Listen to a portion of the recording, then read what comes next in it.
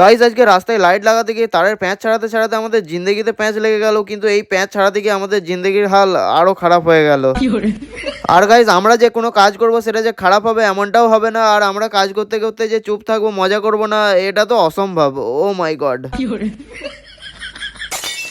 আসলে গাইস আজকের রাতটা ছিল সবে বরাতের রাত। রাত 10টা সাড়ে 10টার দিক করে আমাদের মসজিদ তলা থেকে সকলেই যাই কবর জিয়ারত করতে। আর কবরস্থান যাওয়ার পথে রাস্তায় যেন লাইটের অসুবিধা না হয় সেই কারণে আমরা সকল বন্ধুরা মিলে রাস্তায় লাইট লাগাতে লেগে পড়ি। হ্যাঁ, আমরা সম্পূর্ণ কবরস্থান পর্যন্ত লাইট না লাগাতে পারলেও যতটা পেরেছিলাম চেষ্টা করেছিলাম। এদিকে বিকালের দিকে এসে দেখি তারের যে অবস্থা, এগুলো খুলতে খুলতে তো আমাদের জিন্দগিতেই প্যাঁচ লেগে যাবে, তবে চেষ্টা করলে ঠিক হয়েই যাবে। আর গাইস আমরা কাজ করবো তো ঠিক আছে, কিন্তু কাজের মাঝে যে পাকামো হবে না এমনটা তো হতেই পারে না।